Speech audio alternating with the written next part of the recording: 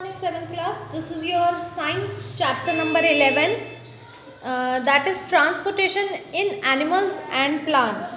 ठीक है, यानी कैसे ट्रांसपोर्टेशन होती है एनिमल्स और प्लांट्स में, यानी जो भी वो खाना खाते हैं उसका ट्रांसपोर्टेशन बॉडी के अंदर कैसे होता है, चाहे वो प्लांट्स हो चाहे वो एनिमल्स हो, सबका अपना अपना प्रोसेस होता है.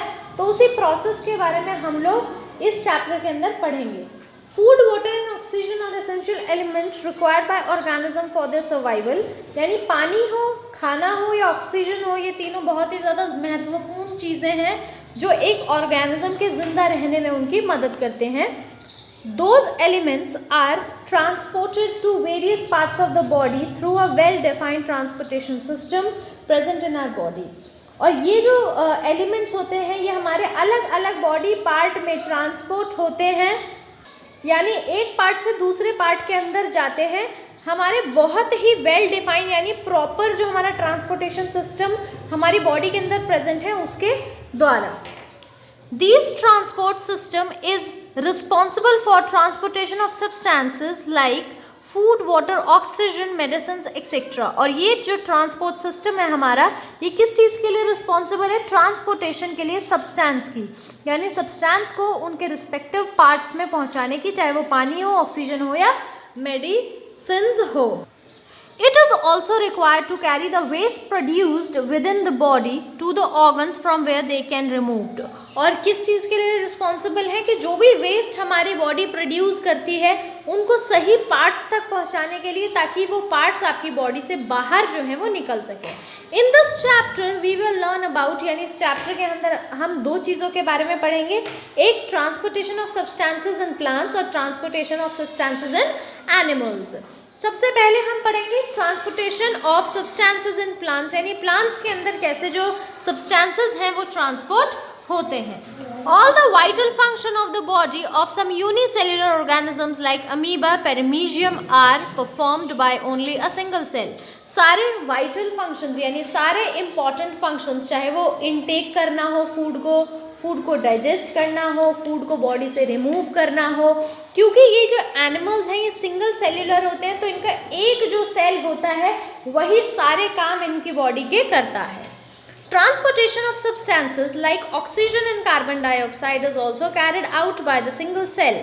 और ट्रांसपोर्टेशन सब्सटेंसेस के, यानी जैसे ऑक्सीजन को सब कहाँ पर ट्रांसपोर्ट करना है, कार्बन डाइऑक्साइड को किस पार्ट में ट्रांसपोर्ट करना है ताकि वो आपकी बॉडी के बाहर निकल जाए, ये सब सिंगल सेल जो उनके पास होता है वही करता है. This is done by the process of diffusion और ऑस्मोसिस. इनका इसके लिए जो प्रोसेस इनका सेल यूज करता है उसको बोलते हैं डिफ्यूजन और ऑस्मोसिस, यानी दो प्रोसेसेस हैं जिससे सिंगल सेल्युलर ऑर्गेनिजम्स अपने टास्क को परफॉर्म करते हैं, या फिर जो ऑक्सीजन और कार्बन डाइऑक्साइड है इसको बॉडी के अंदर से बाहर अंदर लाते हैं और बॉडी से बाहर निकालते हैं. सबसे पहले हम इन फेनोमिनन्स को डिटेल में पढ़ेंगे, डिफ्यूजन को और ऑस्मोसिस को. तो सबसे पहले आपको यहाँ पर डिफ्यूजन दिया हुआ है. Diffusion is the movement of the particles, atom, ion, molecules from a region in which they are in higher concentration or the region to the lower concentration.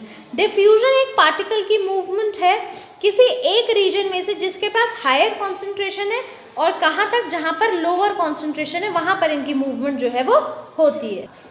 तो अब ये हायर कॉन्सेंट्रेशन से लोअर कॉन्सेंट्रेशन क्या होता है बेटा, इसके लिए आपको बुक के अंदर एक एग्जाम्पल दिया हुआ है. क्या दिया हुआ है? The diffusion is a good example of diffusion is food colouring. यानी फूड कलरिंग, जब आप खाने के अंदर रंग डालते हैं, या कभी आपने रंग देखा होगा, या फिर सिर्फ खाने के अंदर नहीं, जब आप पानी के अंदर रंग डालते हैं, कभी आपने देखा होगा होली में जब आप अलग बाल्टी के अंदर रंग डालते हैं तो क्या होता है, जब आप एक सिंगल ड्रॉप डालते हैं तो वो क्या होता है, धीरे से एक ड्रॉप होता है, फिर धीरे धीरे वो बाल्टी में फैल जाता है, और कब तक फैलता रहता है, जब तक वो इक्वली डिस्ट्रीब्यूट नहीं हो जाता. यही डिफ्यूजन की मूवमेंट, डिफ्यूजन का जो प्रोसेस है यही ऐसा ही होता है.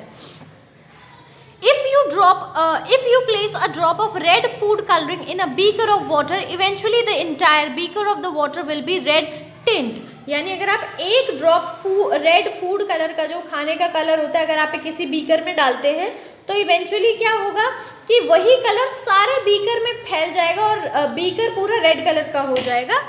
The food coloring moved through the water until it was equally distributed all throughout the beaker. और वो जो रेड कलर है वो कब तक फैलता रहेगा पानी के अंदर, जब तक वो हर कॉर्नर में, पानी की हर बूंद में इक्वली डिस्ट्रीब्यूट ना हो जाए.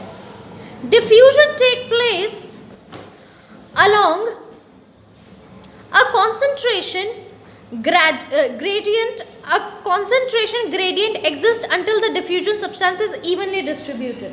तो ऐसे ही जो डिफ्यूजन है वो हाई कॉन्सेंट्रेशन से लो कॉन्सेंट्रेशन में जाता है, और कब तक जाता रहता है, जब तक दोनों में इक्वली वो डिस्ट्रीब्यूट ना हो जाए. Other everyday example of diffusion are, और हर दिन का जो हमारा डिफ्यूजन के एग्जाम्पल है, जो डिफ्यूजन हम प्रोसेस हमारी डेली लाइफ में एग्जिस्ट करता है, वो कौन सा है.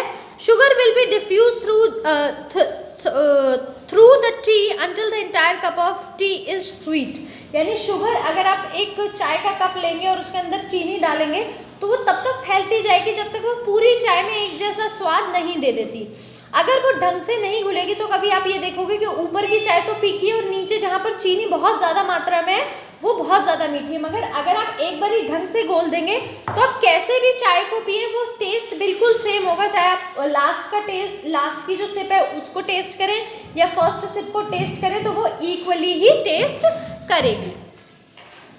The odor of food cooking diffuse throughout the kitchen. यानी अगर जैसे आपके घर में जीरे का छौंक लगता है या फिर जो स्मेल वहाँ से उठती है जिससे आपको खांसी होती है, तो वो किचन के एयर में तब तक फैलती जाएगी जब तक वो सारी जगह इक्वली डिस्ट्रीब्यूट ना हो जाए. तो इसीलिए हम डोर्स और विंडोज़ को खोल देते हैं ताकि वो बाहर निकल जाए, ना कि एयर में इक्वली डिस्ट्रीब्यूट हो जाए. The movement of these molecules is said to be passive. और इन्हीं मॉलिक्यूल्स के मूवमेंट को हम पैसिव बोलते हैं, एक्टिव नहीं बोलते हैं. No energy is needed to be provided, क्योंकि कोई भी एनर्जी इनको नहीं लगती है. The natural kinetic energy of the particle supply the energy. और जो नेचुरल काइनेटिक एनर्जी होती है पार्टिकल्स की, वही इनको एनर्जी प्रोवाइड करती है मूव करने के लिए. Example of diffusion in science are. अब साइंस में डिफ्यूजन के एग्जाम्पल देखें तो क्या है. Carbon dioxide entering the stomata of leaf. जो कार्बन डाइऑक्साइड लीफ के स्टोमेटा में एंटर करती है, ये ऑक्सीजन जो है वो स्टोमेटा में डिफ्यूज हो जाती है सारी की सारी लीव्स में, और फिर वो बॉडी में सारी प्लांट की बॉडी में जो है वो चली जाती है. अब है इसके बाद osmosis. Osmosis is a special example of diffusion. Diffusion का ही एक एग्जाम्पल ऑस्मोसिस है, मगर एक स्पेशल एग्जाम्पल है. It is the diffusion of the substance through the semi-permeable membrane from more diluted solution to the more concentrated solution. यानी ये diffusion का क्या example है. It is the diffusion of the substance. ये substance में substance का diffusion है, मगर सेमी परमिएबल मेम्ब्रेन के द्वारा. सेमी परमिएबल मेम्ब्रेन यानी ऐसी मेम्ब्रेन, ऐसे आउटिंग जिसके अंदर छेद होते हैं, यानी वो किसी पार्टिकल को तो पास होने देती है और किसी को रोक लेती है. ये आपने प्लांट्स की बॉडी में भी पढ़ा होगा कि उनकी एक मेम्ब्रेन होती है जो किसी किसी पार्टिकल को अलाउ करती है और बाकियों को रोक देती है. तो ऐसी मेम्ब्रेन को सेमी परमिएबल बोलते हैं. ठीक है. From the more diluted solution, जो ज़्यादा डाइल्यूटेड सोल्यूशन होता है उससे कॉन्सेंट्रेटेड सोल्यूशन की तरफ ये जो है ऑस्मोसिस होता है. This process is also called passive since no external energy is needed. और इसको भी पैसिव बोलते हैं क्योंकि अलग से कोई भी एनर्जी इसको चाहिए नहीं होती है. सेम काइनेटिक एनर्जी से ये भी वर्क करता है. The semi-permeable membrane is a barrier that permits the passage of some substance but not other. Semi-permeable membrane एक ऐसा बैरियर है, एक ऐसा रास्ता ब्लॉक करने वाली चीज़ है जो कुछ चीज़ों को, कुछ पार्टिकल्स को तो जाने देता है और कुछ बहुत बाकियों को रोक लेता है. Cell membrane are described as selectively permeable because not only do they allow the passage of the water but also allow the passage of certain solutes. जो सेल मेम्ब्रेन है उसको सेलेक्टिवली परमिएबल बोला जाता है क्योंकि ये पानी को तो अलाउ करता ही है, उसके साथ कुछ और सोल्यूट्स भी होते हैं जिसको अलाउ कर देता है. कुछ ऑस्मोसिस के एग्जाम्पल अब कौन से हैं. Absorption of water by plants root. जैसे प्लांट की रूट है वो पानी को एब्जॉर्ब करती है, फिर कुछ मिनरल्स को भी एब्जॉर्ब कर लेती है. Reabsorption of water bye proximal and distal convoluted tubules of the nephron and reabsorption of the tissue fluid into the venule and of the blood capillaries. Absorption of water by the alimentary canals, stomach, small intestine and colon. यानी जब कोई liquid में transportation होती है, यानी वो कुछ liquids को तो अलाउ कर देती है, बाकी किसी भी सब्सटेंस को अलाउ नहीं करती है, ऐसे ट्रांसफर को हम ओस्मोसिस कहते हैं, जो सेमी परमिएबल मेम्ब्रेन के द्वारा होती है। इसी के साथ बेटा हमारी जो फर्स्ट वीडियो है वो यहीं पर फिनिश होती है। नेक्स्ट वीडियो में हम सर्कुलेटरी सिस्टम ह्यूमन बीइंग के अंदर जो है उसको रीड करेंगे।